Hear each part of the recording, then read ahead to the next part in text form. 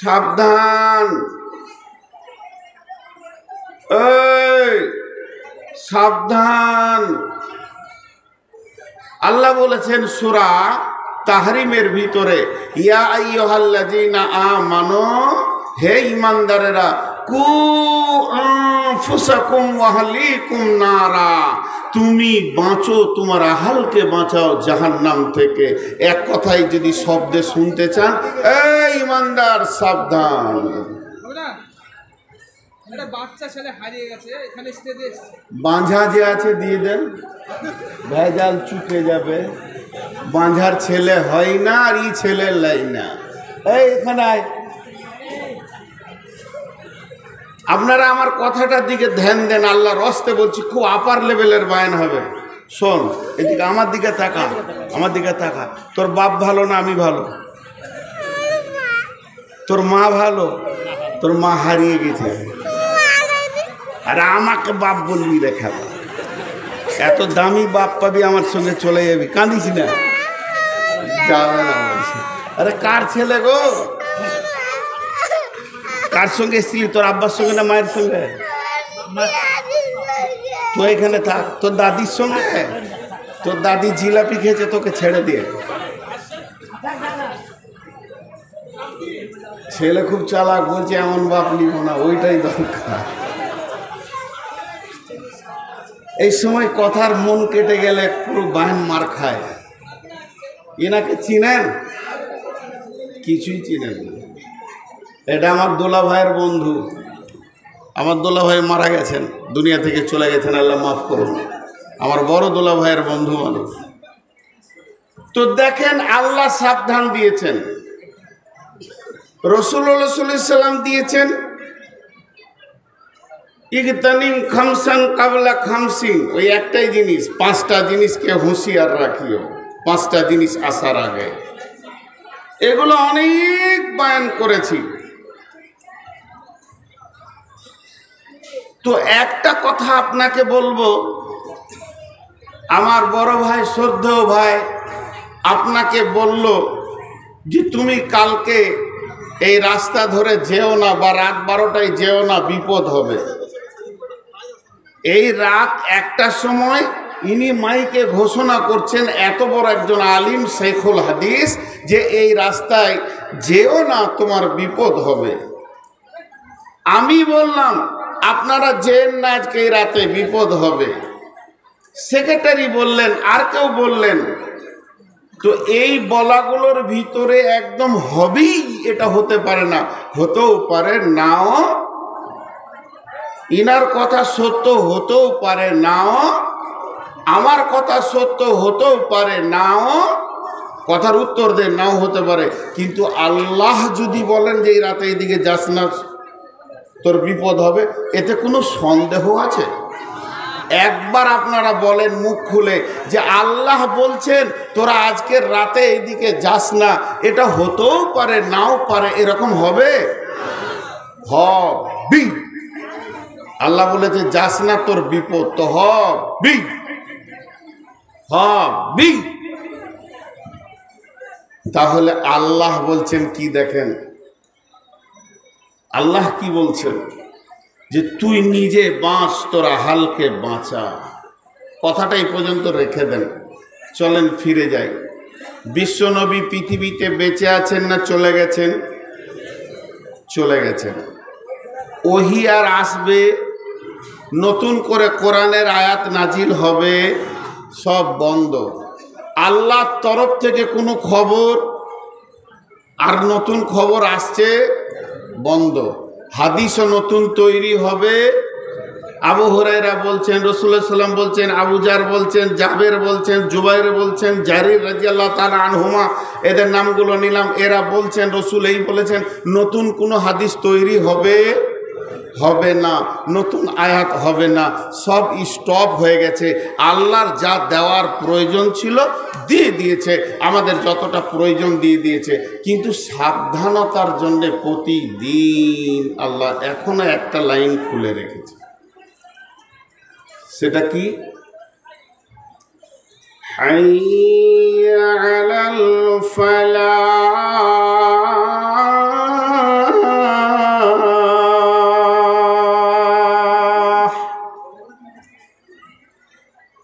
ওহি বন্ধ হলো, নতুন আয়াত বন্ধ হলো, নবীজি নতুন হাদিস আর বর্ণনা করবেন না, বেঁচে নাই।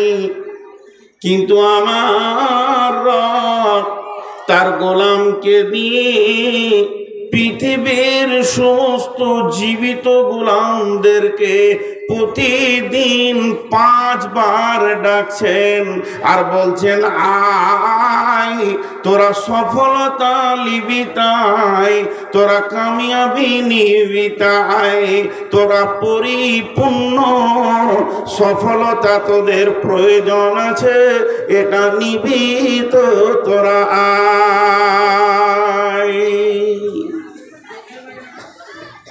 প্রতিদিন 5 বার বলছে, প্রতিদিন। এটা বন্ধ আছে, এটা বন্ধ আছে, ডাকছে কি ডাকছে না? 5 বার। আজানে টোটাল কয়বার ডাকে? 12 বার।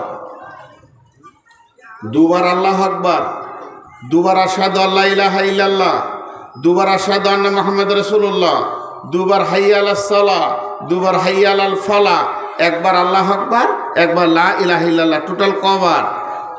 12 বার। কিন্তু মুয়াজ্জিনকে আল্লাহ বলছেন চালিয়ে যা, তুই এখনো চালিয়ে যা, এটা বন্ধ নেই। কি বলছেন মুয়াজ্জিন? আজানে কি বলছেন তিনি? আল্লাহু আকবার, আল্লাহু আকবার। কেউ আছে মাঠে, কেউ আছে চেম্বারে, কেউ আছে অফিসে, কেউ আছে গাড়ির হ্যান্ডেলে, কেউ আছে স্কুলে, কেউ আছে কলেজে। প্রথমেই বলা হচ্ছে আল্লাহ সব থেকে বড়, এর মতো বড় আর কেউ নাই। হে মানুষ, তোমরা যে যেখানে আছো শুনে নাও, আমি আল্লাহ তরফ থেকে তোমার কানে পৌঁছেছি। তোমার মাবুদ হলো বড়, ওয়ারা, এর ওপরে আর কেউ বড় নাই। তারপরে বলে আশহাদু আল্লা ইলাহা ইল্লাল্লাহ, আমি সাক্ষ্য দিচ্ছি আল্লাহ ছাড়া কোনো ইলাহা নাই, কোনো মাবুদ নাই।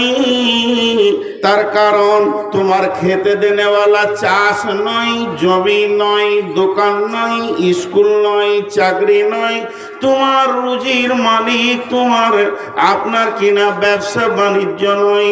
যে যে অবস্থায় আছো ছেড়ে দাও, যার হাতে রুজি তার কাছে তুমি পৌঁছিয়ে যাও। আমি সাক্ষ্য দিচ্ছি আল্লাহ ছাড়া কোনো ইলাহা নাই। দ্বিতীয়বার সাক্ষী দিচ্ছি আশহাদু আন্না মুহাম্মাদার রাসূলুল্লাহ, আমি আরো সাক্ষী দিচ্ছি নবী মুহাম্মদ সাল্লাল্লাহু আলাইহি ওয়াসাল্লাম আল্লাহর প্রেরিত রাসূল। কেন এই সাক্ষীটা দিলাম?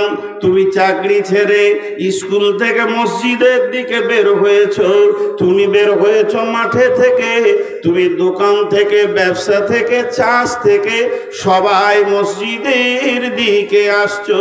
তবে শুনে নাও, যে কেউ সিপিএম করো, কংগ্রেস করো, তৃণমূল করো, এসোসিয়াই করো, আরএসপি করো, আর কি করো, মসজিদের ভিতরে কোনো মতান্তর, পথ মত এবং সেখানে কোনো দল চলবে না।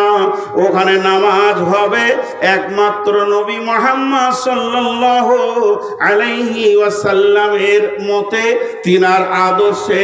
এই পৃথিবীতে যদি তুমি কামিয়াবি দেখতে চাও, তুমি যদি সফলতা নিতে চাও, পৃথিবীর কোনো নিয়ম কানুন চলবে না, চলবে তো নবী মুহাম্মদ সাল্লাল্লাহু আলাইহি ওয়াসাল্লামের চলবে। হাইয়া আলাস সালাহ, এসো এসো তোমরা নামাজের জন্য এসো। হাইয়া আলাল ফালাহ, এসো তোমরা সফলতার দিকে এসো। এই নামাজের ভিতরে দুনিয়াতে সফলতা, কবরতে সফলতা, হাসরেতে সফলতা, পুলসিরাতে সফলতা, জাহান্নাম থেকে মুক্তির সফলতা, এ বিরাট সফল নিয়ে নামাজ এসেছে। ওর কাছে হাজিরি দাও। এবার আল্লাহ আকবার, আল্লাহ আকবার, আল্লাহ বড়, আল্লাহ বড়। তুমি মসজিদ থেকে বেরিয়ে যাও, লা ইলাহা ইল্লাল্লাহ, আল্লাহ ছাড়া কোনো মাবুদ নেই।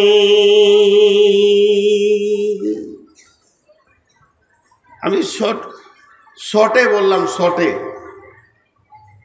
তার মানে সফলতার জন্য ডাকছে। 5 বন্ধুতে আমরা বসেছি বিজনেস করব। উদাহরণটা মন দিয়ে শুনেন। একজন বলছে পাথরের বিজনেস কর, লাভ আছে। আর একজন বলছে না, একমাত্র বালির বিজনেসে লাভ আছে। বলছে এসব ভেজাল ছেড়ে দে, কাশ্মীর থেকে টাটকা ফল নিয়ে আয়, এটা লাভ আছে। যার যা মাথায় আছে সে সেই দিকে সফলতা দেখছে। আরেকজন বলছে ফলেও হবে না, অন্ধ্র থেকে মাছ নিয়ে আয়। বিভিন্ন রকম তারা সফলতার রাস্তা খুঁজছে।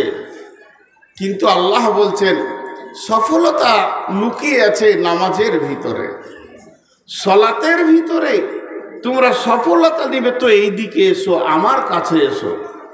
জি, এখানে এসো, সফলতার পূর্ণাঙ্গ জায়গাটা আমি তোমাদেরকে দেখাচ্ছি। কিন্তু এতক্ষণ গবেষণা করলাম, আসল জায়গাতে গিয়ে পৌঁছালাম না। একটা উদাহরণ দিলে বুঝতে পারা যায়। কদিন আগে কাবিলপুরে এই চিন্তামণি ফতেপুরে বক্তব্য রাখলাম। বক্তব্যের বিষয়বস্তু ছিল আজকে মুসলমানদের এত বিপর্যয় কেন, কেন এই অবস্থা? তার একটাই কারণ। কারণটা কি? আপনি একটা কাগজ আর কলম নিয়ে বসে যান, ভারতের যত মন্ত্রী আছে কেউ এদের ওপরে রাজি নাই। এদের ওপরে কেউ রাজি নাই, না প্রধানমন্ত্রী, না অমিত শাহ, না যোগী। আরো সব খবিস শয়তানেরা ভিতরে লুকিয়ে আছে যারা মুসলমানদের ওপরে রাজি নাই। ও কথাকে জমার খাতায় রেখে দেন, ও কথা জমার খাতায় রেখে দেন। ওদেরকে একদম গুরুত্ব দিয়েন না। খালি একটা কথা এখানে উঠে একজন দাঁড়িয়ে বলে দিই, আল্লাহর কসম, আমার ব্যবহারে, আমার আচরণে, আমার চেহারায়, আমার আমলে আমার আল্লাহ রাজি আছে। বলে দেখ একজন, বলে দেখ একজন যে আল্লাহ রাজি আছে আমার উপরে। আমি চেয়ারে বসে মাইকে কথা বলছি, আমি নূর মোহাম্মদ আল্লাহর কসম করে বলছি, আমি নিজের ব্যাপারে সন্দেহ করি যে আমার আল্লাহ আমার উপরে রাজি আছে কিনা। তবে আমি আশা রাখি আমার আল্লাহ রাজি থাক। তাহলে আল্লাহ রাজি নেই। আল্লাহ তাবারাক ওয়া তাআলা বলছেন ফালইয়াবুদু রাব্ব হাযাল বাইত আল্লাযী আত'আমাহুম মিন জু'ইন ওয়া আমানাহুম মিন খাউফ।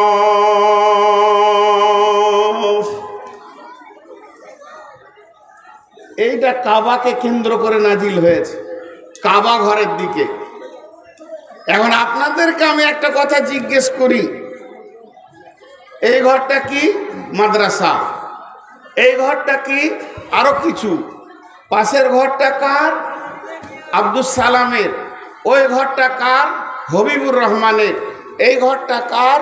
সেলিম উদ্দিনের। সব ঘরের মালিকের নাম বলছেন আপনারা। একবার মসজিদের দিকে যদি আঙুলটা দিয়ে বলি ঘরের মালিকের নাম কি? জোরে বলেন, ঘরের মালিকের নাম কি? এটা জোরে বলা হলো। ঘরের মালিকের নাম। এবার এই ঘরের দিকে আঙুল তুলে আমি ওই আয়াতটা পড়ছি, ফালিয়াবুদু রাব্ব হাযাল বাইত আল্লাযী আত'আমাহুম মিন জু'ইন ওয়া আমানাহুম মিন খাওফ। হে শঙ্করপুর এলাকার লোক, জামিয়ার মাদ্রাসায় যতগুলি যুবক, বৃদ্ধ, নারী, পুরুষ জমা হয়েছে, আজকে আমরা এখানে এসেছি কেন? নিজের জিন্দেগিটাকে সফলতায় পৌঁছানোর জন্যে। আমি গাড়ে পড়ে আছি, আমি বেলাইনে আছি, আজকে আমি সফলতা নেওয়ার জন্যে এসেছি, নিজেকে বাঁচানোর জন্যে এসেছি। এবার আপনারা আমাকে বলছেন, ও নূর মোহাম্মদ, ও মৌলানা মনিরুল ইসলাম সাহেব, একবার বলে দাও এই রাস্তায় যাব না এই রাস্তায় যাব, সফলতা নিতে হবে, কোরআন কি বলছে?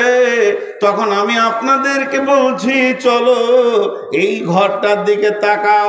এইটা নয়, এই ঘরটার মালিক যে আছে, ফালিয়াবুদু রব্বা হাযাল বাইত, এই ঘরের মালিকের তোমরা ইবাদত করো, সাজদা করো, ওর পায়ের নিচে মাথাটা ঠুকে দিয়ে ডুকরে ডুকরে কাঁদো।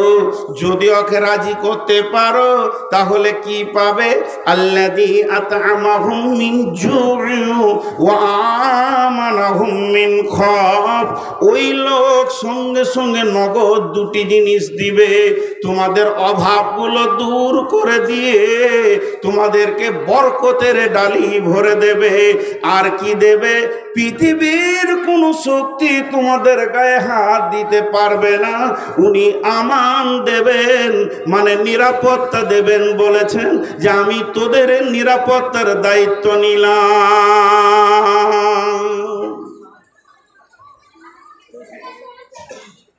কে কার কথা শুনে?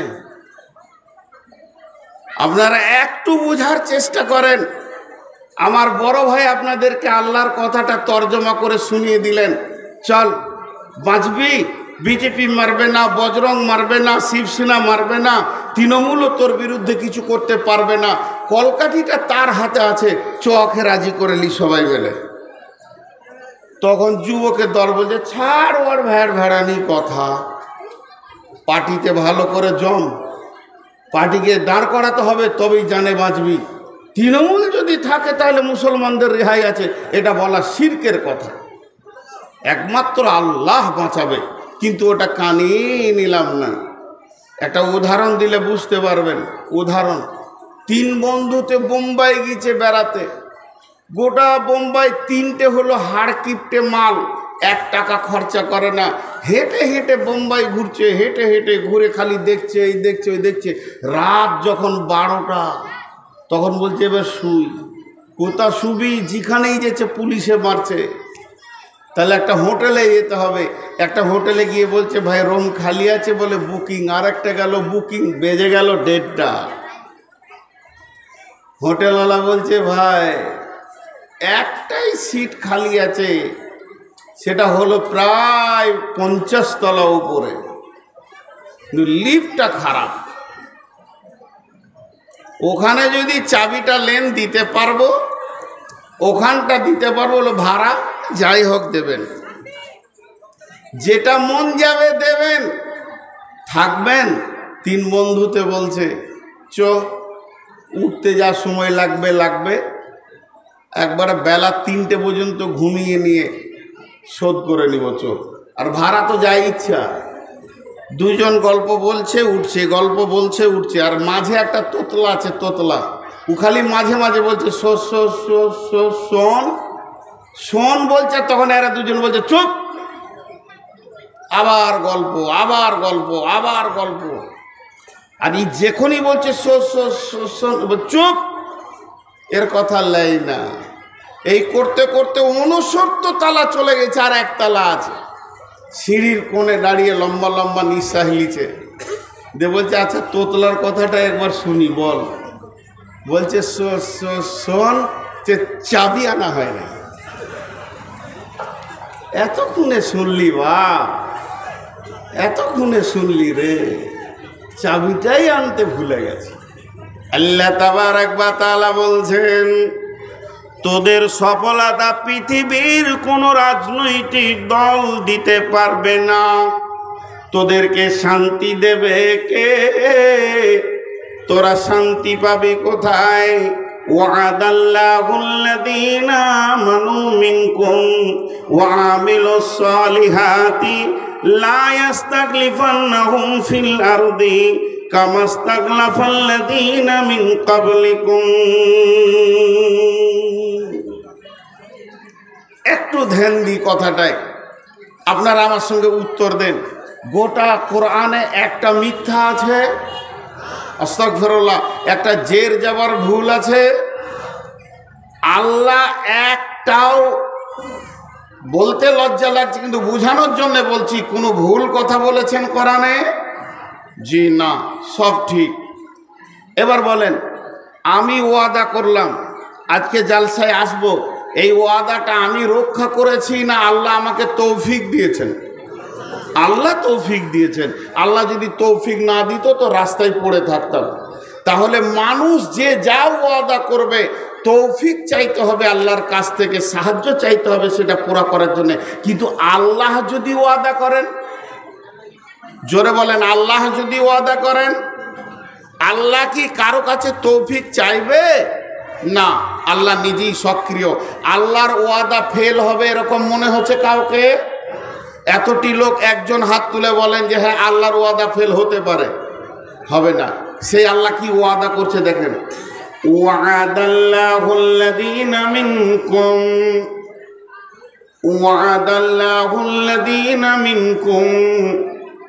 আল্লাহ তাবারাক ওয়া তাআলা বলছেন, আমি তোদের সঙ্গে ওয়াদা করছি রে, যিনি আমাদের মাবুদ, যিনি আমাদের রব, যিনি সত্যর সত্য, মহাসত্য, তার উপরে সত্য কিছু নাই, সত্যের শেষ আল্লাহ। সেই রব বলছেন, ওয়াদাল্লাহুল্লাযীনা মিনকুম ওয়া আমিলুস সালিহাতি। রে মুসলমান, তোরা ভালো আমলে ঢুকে যা। যখনই তোরা ভালো আমলে ঢুকে যাবি, যখনই তোরা তওবা করে নিবি, 100-তে 100 জন মসজিদের ভিতরে ঢুকে যাবি, তা আমি কি করব? লা ইস্তাখলিফান্নাহুম ফিল আরদি কামা ইস্তাখলাফাল্লাযীনা মিন ক্বাবলিকুম। যেমন আমি পৃথিবীতে পূর্বে বিজয়ী দেখিয়েছি, আজকেও তোদেরকে বিজয়ী দেখাবো। অর্থাৎ শুনেলে, আজকে রাত্রিতে যখন ঘুমাবি তখন দেখবি ভারতবর্ষের গদিতে একজন হিন্দু RSS বেঈমান বসে আছে। সকালবেলায় উঠবি তো দেখবে একটা পাক্কা ইমানদার 5 ওয়াক্তের মুসাল্লি বসে আছে। আমাকে কোনো ব্যালট লাগবে না, আমাকে কোনো ভোট লাগবে না, আমাকে ইলেকশন লাগবে না। আমি রব সেকেন্ডের ভিতরে হুকুমতকে, ক্ষমতাকে চেঞ্জ করে দিতে পারি, যেমন এর পূর্বে করেছিলাম। কেমন করে করবে? মনে মনে হচ্ছে কেমন করে করবে, কেমন করে করবে? আল্লাহকে বেশিক্ষণ লাগে না। বাহরাইন সম্রাটের যদি ঘটনাটা লম্বা, আমি ধরছি না। একজন সাহাবী 30 জন সঙ্গে করে নিয়ে, 29 জনকে সঙ্গে করে নিয়ে 30 জন যখন সম্রাটের দরবারে পৌঁছালো রসুলের চিঠি নিয়ে, শুধুমাত্র একজন সাহাবীর চরিত্র দেখে, এদের ব্যবহার দেখে বাহরাইন সম্রাট কালেমা পড়ে নিলেন। তো আল্লাহ তাবারাক ওয়া তাআলা এতগুলি মুসলমানের মুখ পানে তাকিয়ে মোদিকে আল্লাহ হেদায়েত দিয়ে দিলেন। ওই থাকবে, ওকে আল্লাহ হেদায়েতের দরজা খুলে দেবে। যে উমর রসুলের জান আনতে গেছিল, সেই উমর রসুলের পাহারাদার হয়ে গেল সারা জীবন। এটা আল্লাহকে বেশিক্ষণ লাগে না। কিন্তু আমাদের কামিয়াবি খুঁজছি আমরা অন্য জায়গায়, আছে যে জায়গায় সে জায়গায় আমরা খুঁজছি না। জি, আল্লাহ আবার কেমন বলছেন দেখেন। আল্লাহর কথাগুলো কত সুন্দর, কত রচনা শৈলী সুন্দর। বিসমিল্লাহির রহমানির রহিম। والشمس وضحاها والقمر إذا تلاها والنهار إذا دلاها والليل إذا يغشاها والسماء وما بناها والأرض وما طحاها ونفس وما سواها فألهمها فجورها وتقواها قد أفلح من زكاها وقد خاب من دثاها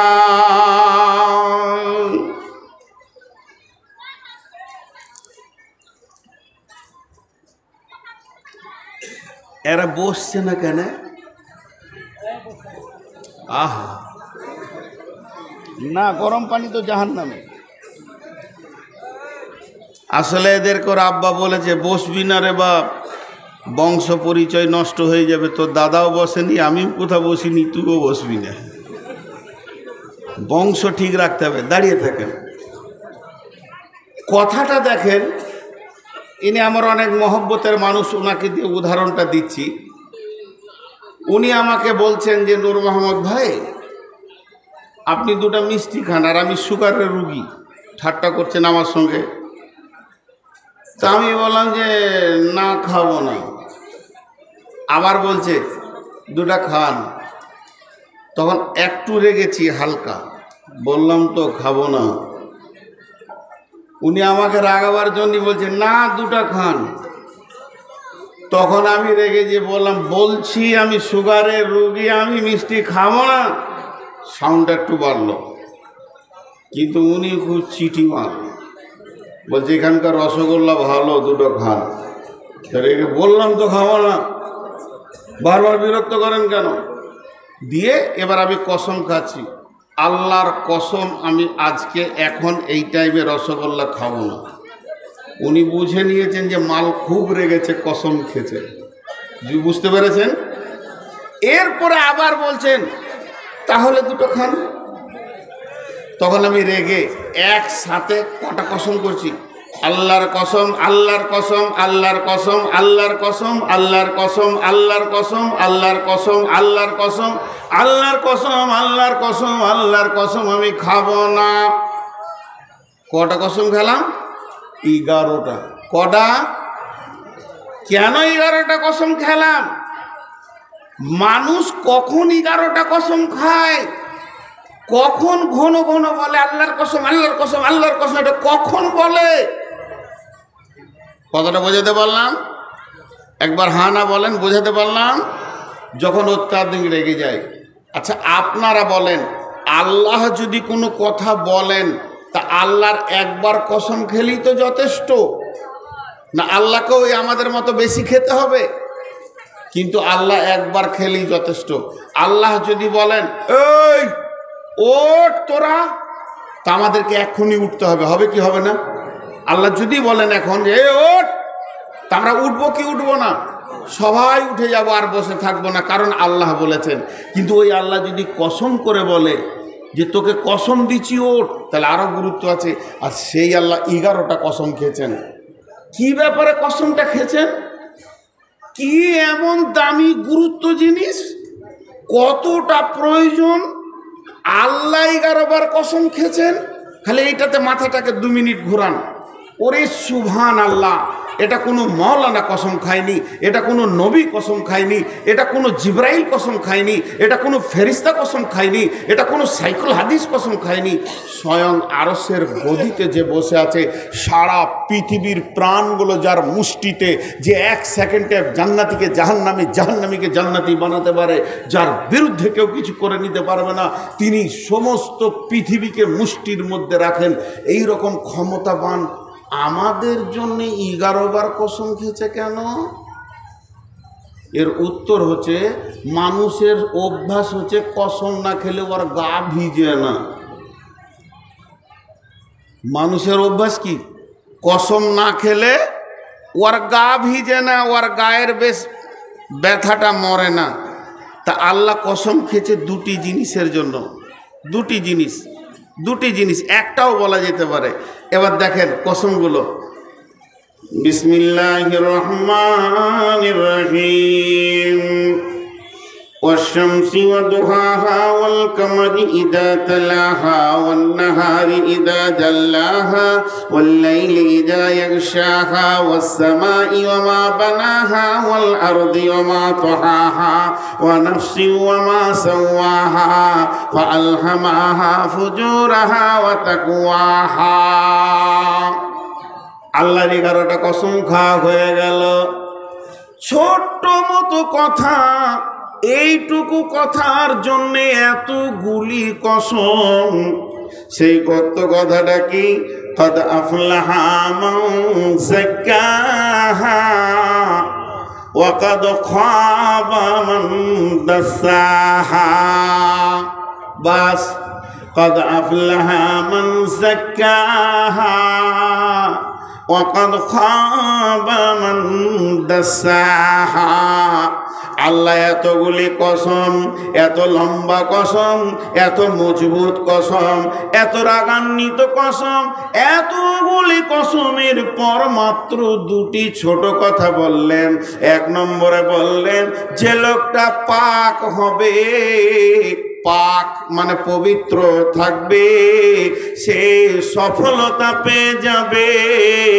আর যে লোকটা না পাক থাকবে ওই লোকটা ফেঁসে যাবে, ওই লোকটা একদম বিপদে পড়ে যাবে, ও সফলতা পাবে না।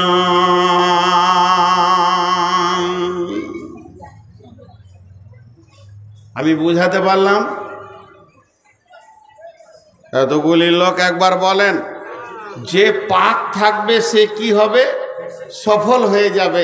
আর যে না পাক থাকবে সে কি হবে? ফেঁসে যাবে। আর একবার বলছি, যে পাক থাকবে সে কি হবে? সফল হবে। আর যে না পাক থাকবে সে কি হবে? ফেঁসে যাবে। আমি আর বড় ভাই দুজন হাঁটছি মসজিদের দিকে, গেটে গিয়ে ছাড়াছাড়ি, উনি ঢুকে পড়লেন, আমি ঢুকলাম না। নূর মোহাম্মদ